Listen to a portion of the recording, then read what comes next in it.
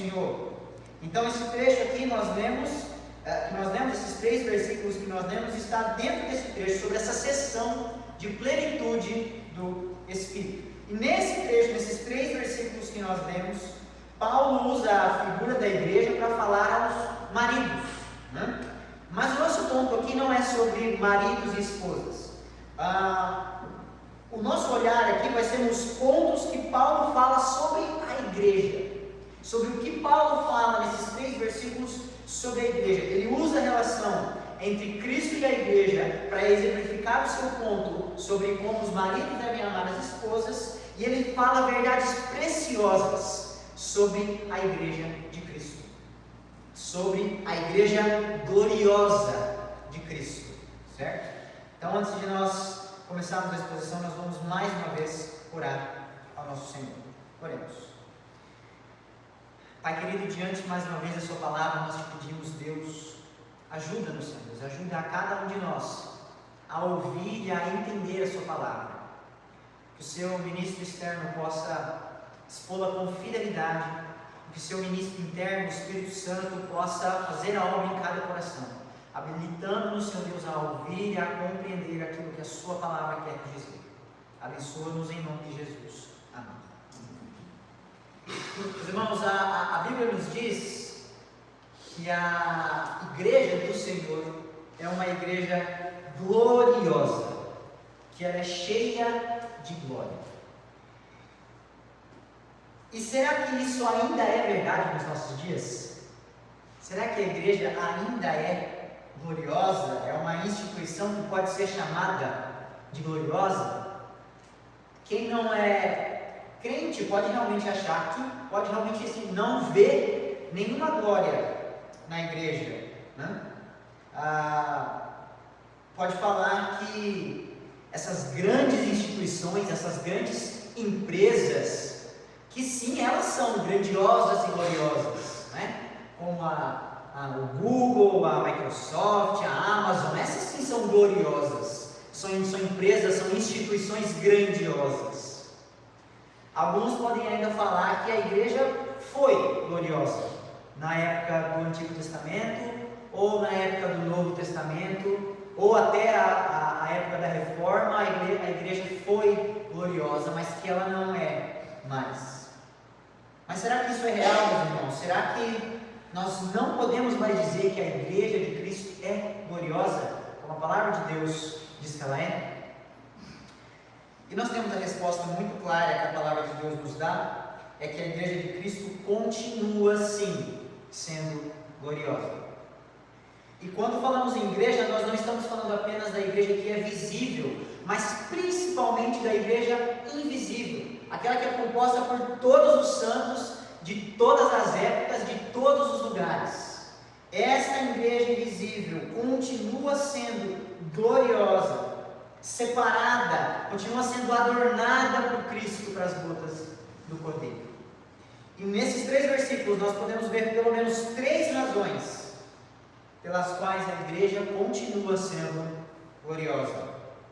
E a primeira razão do porquê que a igreja de Cristo continua sendo gloriosa é que a igreja é alvo do amor de Deus. A igreja é alvo do amor de Deus. Ela não apenas foi alvo desse amor, mas ela continua sendo, como nós lemos no versículo 25: maridos, amai vossa mulher, como também Cristo amou a igreja e a si mesmo se entregou por ela. Cristo amou a igreja. E quando é que Cristo amou a igreja? Quando é que Cristo amou a igreja? Será que foi quando ele subiu na cruz? Ou será que foi aos seus 30 anos, quando ele começou o seu ministério? Ou será que Cristo amou a igreja quando aos seus 12 ele entendeu que o seu trabalho seria ser o Messias, seria servir a Deus assim? Ou foi quando ele se encarnou, ou foi quando ele foi gerado ali no ventre da então Virgem Maria? Meus irmãos, Cristo nos amou bem antes disso. Bem antes disso, a palavra de Deus nos mostra que o amor de Cristo pela igreja é um amor eterno. Cristo nos amou com um amor eterno, como nós lemos em Jeremias 31, versículo 3. De longe se me deixou ver o Senhor dizendo: com amor eterno eu te amei, por isso com benignidade te atraí. Com amor eterno te amei. Jesus é o Cordeiro que foi morto desde a fundação do mundo, como fala em Apocalipse 13, versículo 8. Desde antes da fundação do mundo, o Cordeiro foi imolado. Nós temos nos eternos decretos de Deus, Cristo já estava designado para ser aquele que morreria pela igreja, pelo povo amado de Deus. A igreja era alvo do amor de Deus já na eternidade. E para nós, meus irmãos, esse amor é incompreensível. Não é à toa que Paulo escreveu no capítulo 3 de Efésios, versículos 17 a 19: e assim habite Cristo no vosso coração pela fé, estando vós arraigados e alicerçados em amor, a fim de poderes compreender com todos os santos qual é a largura, o comprimento e a altura e a profundidade, e conhecer o amor de Cristo que excede todo o conhecimento, para que sejais tomados de toda a plenitude de Deus. Esse amor é incompreensível, ele excede todo o entendimento humano, toda a lógica humana, toda a compreensão humana, e inclusive excede a nossa capacidade de amar. Nós não conseguimos amar como Deus ama o seu povo. Nosso amor é temporal, ele começa e ele termina. Nós podemos medir o nosso amor ao vermos como nós nos relacionamos com o nosso próximo, mas é impossível mensurar um amor que vem da eternidade. É impossível medir um amor que dura para sempre, que sempre existiu e que sempre vai existir. Esse amor não se mede. Não é um amor passageiro. O amor de Deus não é passageiro, não é um amor condicional, que precisa ser amado para amar. Pelo contrário, Deus nos amou quando nós ainda éramos seus inimigos. Nós amamos porque Ele nos amou primeiro. 1 João 4,19. Nós o amamos porque Ele nos amou primeiro. Você pode colocar, meu irmão, a quantidade de tempo que você quiser. 10 mil anos, 20 mil anos, 100 mil anos. Nunca vai ser suficiente para medir o amor de Deus por sua igreja. Na eternidade Ele já nos conhecia. Na eternidade Ele já nos amava seu povo, amava os seus eleitos. Davi no Salmo 139, versículos 17 e 18 diz: que preciosos para mim, ó Deus, são os teus pensamentos, e como é grande a soma deles. Se os contasse, excedem os grãos de areia. Contaria, sem jamais chegar ao fim. Na eternidade nós já estávamos nos infinitos pensamentos de Deus, nos grandiosos pensamentos do nosso Deus. Na eternidade Deus já nos via como seu povo e já nos amou. A igreja é gloriosa porque ela é alvo desse eterno amor. Além de um amor eterno que excede todo entendimento, esse amor também é um amor ativo, é um amor de atitude.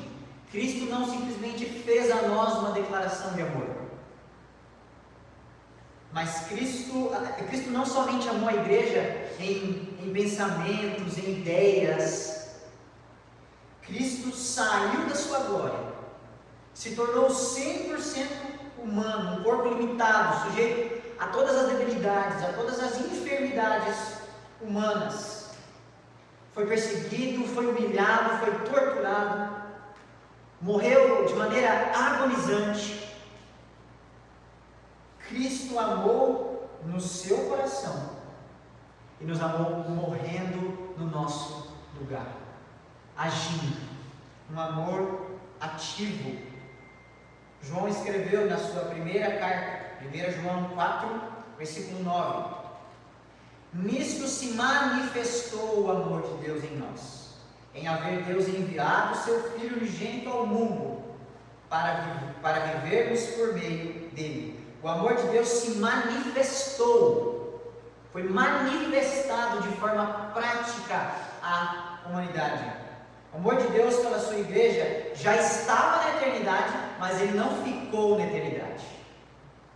Ele não ficou na eternidade, ele não é mera abstração. O amor de Deus, ele se manifestou de forma concreta quando Deus enviou o seu Filho unigênito ao mundo. Paulo, ainda em Efésios, no capítulo 2, versículo 4 e 5, ele escreve assim: mas Deus, sendo rico em misericórdia, por causa do grande amor com que nos amou, e estando nós mortos em nossos delitos, nos deu vida juntamente com Cristo. Pela graça que sois salvos. Um amor eterno, um amor ativo e também um amor sacrificial.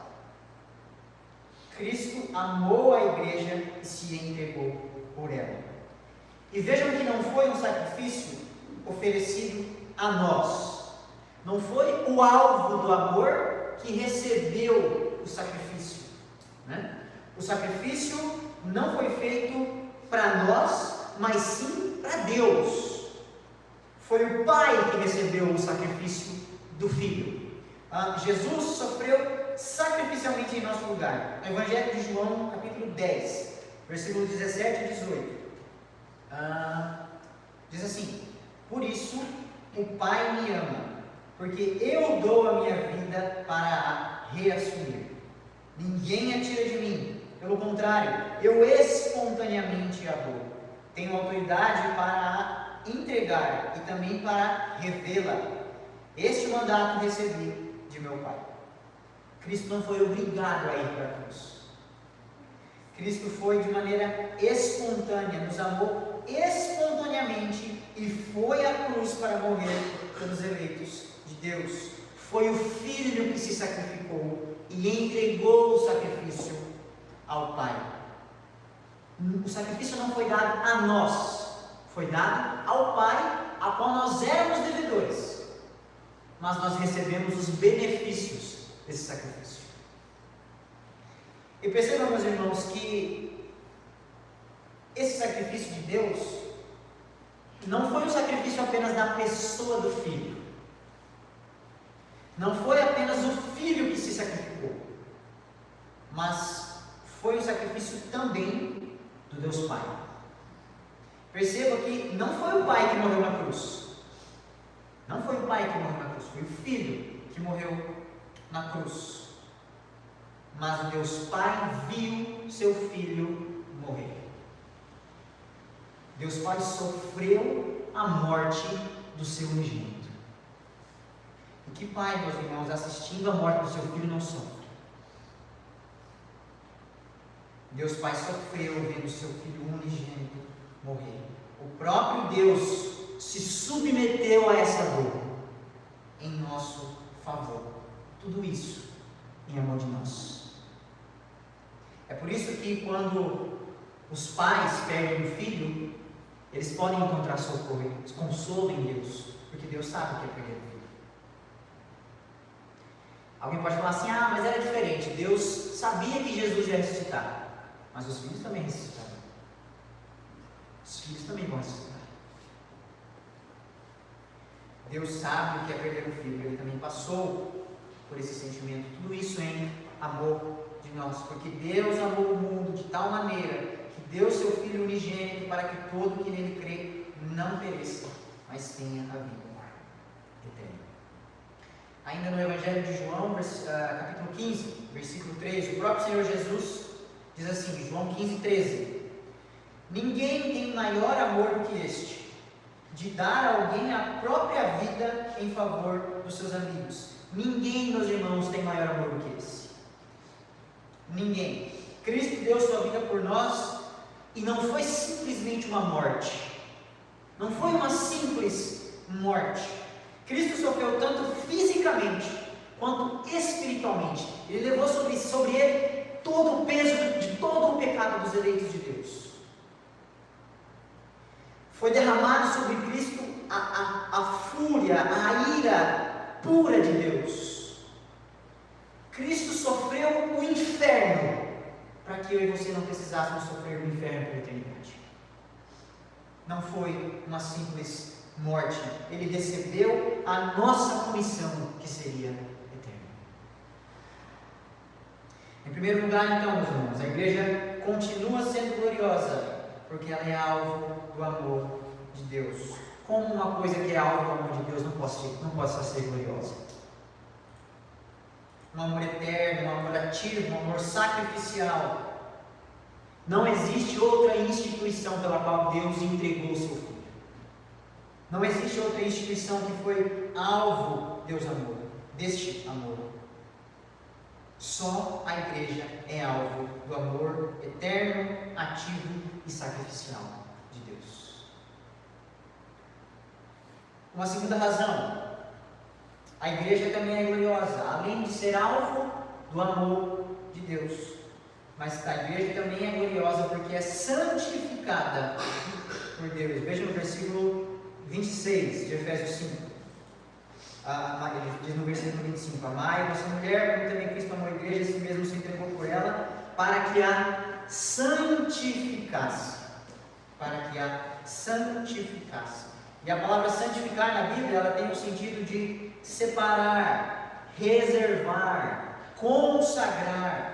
E foi isso que Deus fez e continua fazendo pelo seu povo, separando o seu povo. Nós estamos no mundo, mas nós não somos dele. Nós somos peregrinos, nós somos forasteiros. Nós estamos de passagem por esse mundo e em missão neste mundo. Nós somos embaixadores de Cristo.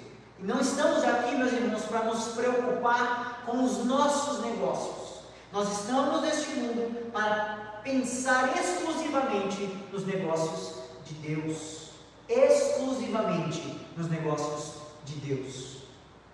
E é claro que isso envolve todas as áreas da nossa vida. Envolve o nosso trabalho, envolve a nossa família, tudo que nós fazemos para o outro, tudo que nós fazemos para nós. Fazemos em primeiro lugar para o reino de Deus. Se eu sei que sou embaixador de Cristo, então eu vou fazer o meu trabalho de maneira excelente.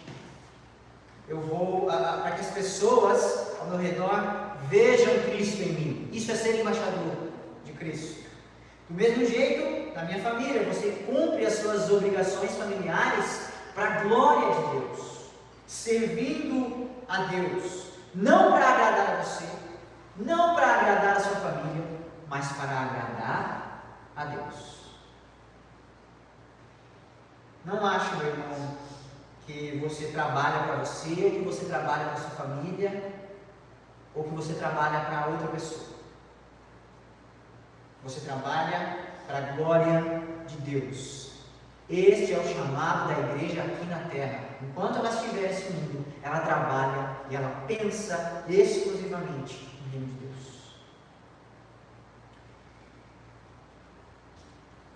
Cumprindo então essa ordem que Deus nos deu, esse chamado que Deus nos deu, ele afeta todas as áreas da nossa vida. Nós fazemos um trabalho com excelência, cumprindo as nossas obrigações com diligência, nos esforçamos para trabalhar como Deus quer que nós trabalhemos, nós nos esforçamos para tratar a nossa família como Deus quer que nós tratemos a nossa família, sendo fiéis e obedientes a Deus.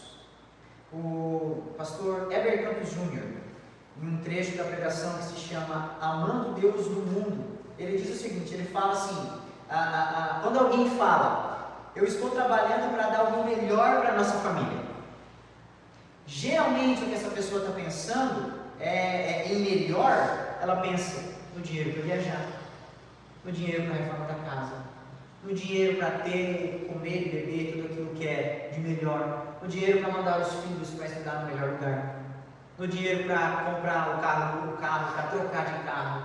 Geralmente quando nós pensamos em dar o melhor para a família, a gente pensa naquilo que é financeiro, né?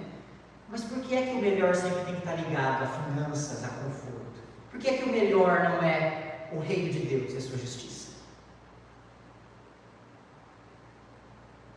Mas darmos o melhor para a família, meus irmãos, até mesmo dentro da igreja, está sempre muito ligado a isso, aquilo que é financeiro, aquilo que é material. Nós encontramos esses pensamentos pagãos e mundanos até dentro da igreja. Mas, meus irmãos, nós fomos chamados para sermos diferentes desse mundo. Nós fomos chamados para pensar pensamentos diferentes do que o mundo pensa. Nós estamos aqui para proclamar as virtudes de Cristo, mostrar para o mundo o que Cristo fez em nossa vida e o que Ele pode fazer na vida daqueles que o seguem. Desde o Antigo Testamento, a ordem já era para que a nação de Israel não se misturasse com as outras nações que não servem o mesmo Deus. Josué, capítulo 23, versículos de 6 a 8, diz assim: esforçai-vos, pois, muito para guardardes e cumprires tudo quanto está escrito no livro da lei de Moisés, para que dela não vos aparteis, nem para a direita, nem para a esquerda, para que não vos mistureis com estas nações que restam entre vós. Não façais menções do nome dos seus deuses, nem por eles façais juras, nem os sirvais, nem os adoreis. A ordem de Deus para o seu povo sempre foi: não se misturem com povos que não servem a Deus.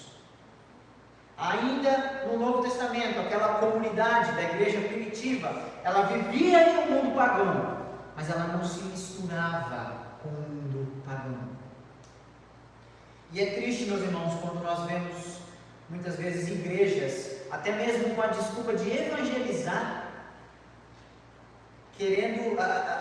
acabam se misturando com o mundo de maneira que se tornam irreconhecíveis. Adotam os mesmos métodos, adotam os mesmos pensamentos, as mesmas práticas. Existem, meus irmãos, igrejas que, ao invés de ser sal da terra e luz do mundo, se misturam tanto com o lamaçal do mundo que não conseguem refletir a luz de Cristo. Não é possível ver Deus operando nessas igrejas. E o apóstolo Paulo diz em Romanos 12, versículo 2, eu tenho certeza que você se lembrou desse versículo quando eu falei isso: e não vos conformeis com este século, mas transformai-vos pela renovação da nossa mente, para que experimenteis qual seja a boa, agradável e perfeita vontade de Deus.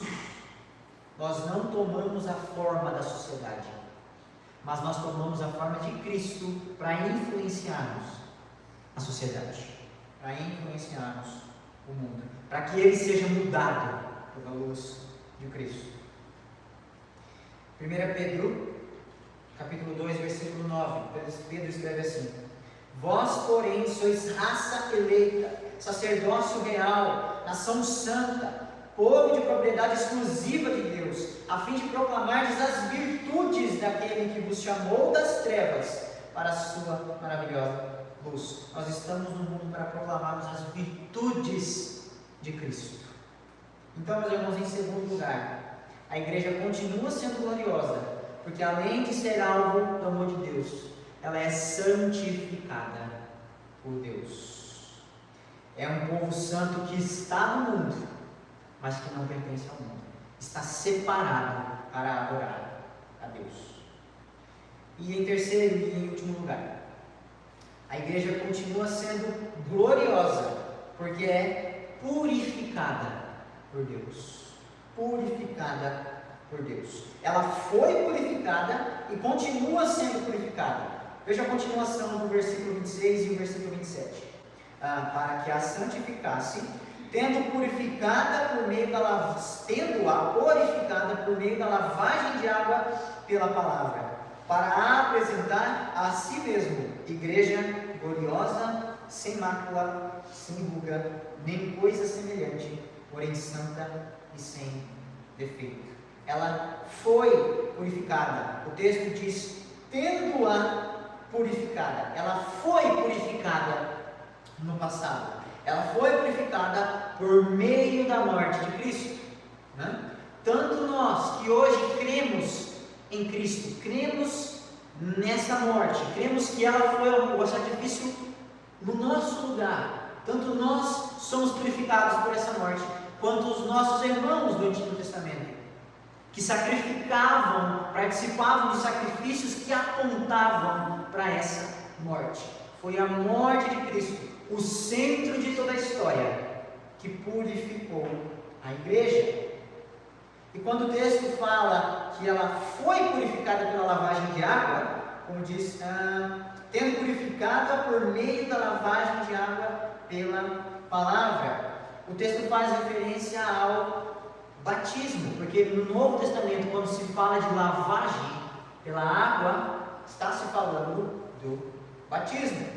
E apesar de não ser a água do batismo que nos lava, que nos purifica, ela é símbolo de algo invisível.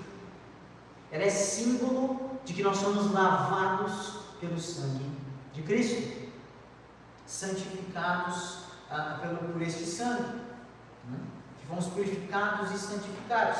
E agora pela palavra Deus continua santificando e purificando o seu povo. Se de uma vez por todas fomos purificados, agora este trabalho de santificação e purificação em nós continua sendo feito pela palavra, tendo-a purificado por meio da lavagem de água pela palavra. E o nosso Senhor Jesus, Ele mesmo disse em Evangelho de João 17:17: santifica-os na verdade. A tua palavra é a verdade. Santifica-os na palavra. É a palavra de Deus que nos santifica. É ela que nos purifica. Quanto mais nós lemos a palavra com atenção e com o coração aberto para ouvir Deus falando conosco, mais nós somos fortalecidos. Mais nós somos santificados e purificados. Agora, meus irmãos, prestem atenção na figura que Paulo usa aqui. Como nós já vimos, essa passagem, ela se encontra num trecho da carta que Paulo está falando sobre plenitude do Espírito, sobre ser cheio do Espírito. E aqui nesse trecho ele está falando para os maridos, para os maridos e mulheres. Então, quando ele fala que Cristo está santificando a igreja, que Ele está purificando a igreja pela palavra para apresentar-se a si mesmo, igreja gloriosa, sem mácula, sem ruga, nem coisa semelhante, ele usa uma figura que se assemelha muito com o casamento judaico. Naquela época existia a prática do despojamento, que é parecido com o noivado que nós temos na cultura de hoje, mas ele tinha uma diferença assim, bem importante. Porque hoje, nos nossos tempos, o noivado, ele é uma coisa assim, ele é bem frágil, Um dia antes do casamento, o noivado pode acabar. E isso não implica em nenhum ônus legal para nenhuma das duas partes. Mas naquela cultura judaica, havia esse despojamento, onde ali os dois já tinham um compromisso firmado. Tanto o noivo quanto a noiva. Era um período anterior ao casamento, em que era nesse período também que o noivo pagava dote para o pai da noiva, e a noiva ia se preparando, a noiva se aprontava para o casamento. Essa é a figura aqui que Paulo nos remete. A noiva é a igreja que está sendo preparada para as bodas, que está sendo preparada para as bodas do Cordeiro, preparada pelo próprio noivo. É o próprio Cristo que prepara a sua noiva, como nós vemos no verso 17, para apresentar a si mesmo igreja gloriosa, no verso 27, para apresentar-se a si mesmo igreja gloriosa, sem mácula, nem ruga, nem coisa semelhante, porém santa e sem defeito. A igreja, o povo de Deus, é essa noiva que está sendo preparada, que está sendo adornada pelo próprio noivo, para que nas bodas, no casamento, ela esteja totalmente pronta, sem mácula, sem defeito, sem ruga, santa. Nós estamos, meus irmãos, neste período que Jesus está preparando a noiva. O casamento se aproxima e a noiva está sendo preparada, santificada. O noivo já pagou o preço, o noivo já pagou o dote, com seu próprio sangue, um preço caríssimo. E agora a igreja está sendo preparada para o dia de Cristo. Concluindo então, meus irmãos, a igreja, sim, continua sendo gloriosa, porque ela é o alvo do amor eterno, do amor ativo, do amor sacrificial de Deus, porque ela é santificada por Deus e porque ela é purificada por Deus. Veja que a glória da igreja não está em nada que ela fez. A glória da igreja não está nela mesma, mas a glória da igreja está naquilo que ela recebe de Deus. A glória da igreja está naquilo que Deus fez por ela. É porque ela é alvo do amor, é porque ela é santificada, é porque ela é purificada por Deus. Cabe a nós então, meus irmãos, 3 atitudes diante dessa realidade. O primeiro, meus irmãos, é louvar a Deus por tão grande amor. Um amor que é incomparável, nada se compara a esse amor de Deus por nós. Não há na história um amor que se aproxime de Deus, do amor de Deus pelo seu povo. Mesmo nós nunca merecendo, mesmo nós nunca sendo dignos desse amor, Deus nos amou com um amor incompreensível, inalcançável, imensurável. Louvado seja o nosso Deus. Em segundo lugar, nós devemos nos empenhar neste processo de santificação. Nós somos igreja separada, nós somos povo, nós somos raça eleita, povo que deve cada vez mais refletir a luz de Cristo. Nós devemos então nos esforçar para que as pessoas ao nosso redor possam ver essas características de Cristo sendo repetidas em nós. Este é o processo de santificação em nós. E é isso que Cristo está fazendo, que Deus está fazendo conosco, nos tornando cada vez mais parecidos com Cristo. Então nós devemos nos esforçar, meus irmãos, para que cada vez mais Cristo possa ser visto em nós, no nosso trabalho, na nossa família, nos nossos amigos. Então que nós possamos nos empenhar nesse processo de santificação. E em terceiro lugar, nós devemos aguardar com ansiedade a volta do nosso Deus, a volta de Cristo. Aguardar com ansiedade a volta do noivo, para que de uma vez por todas possamos nos unir a Ele, para que de uma vez por todas possamos estar na glória, com todos os nossos irmãos, com todos os santos, com o restante da igreja que é invisível, na presença do nosso Senhor. Meus irmãos, isso deve ser uma esperança muito viva e muito clara no nosso coração. Uma ansiedade santa deve estar no nosso coração, esperando a volta do nosso Senhor Jesus Cristo. Quando todo o mundo vai parar para olhar para o céu e ver Cristo descendo, com seus anjos, com os milhares do seu povo, onde todo noticiário vai mostrar, não vai ter outro assunto na internet, a volta de Deus, Deus descendo nos ares para se unir à sua noiva. Que essa esperança esteja sempre viva em nós, irmãos, louvando a Deus por esse imenso amor, por esse infinito e eterno amor que Ele tem por nós, nos empenhando para sermos santos, como é o nosso Senhor, e esperando ansiosamente pela volta do nosso Deus.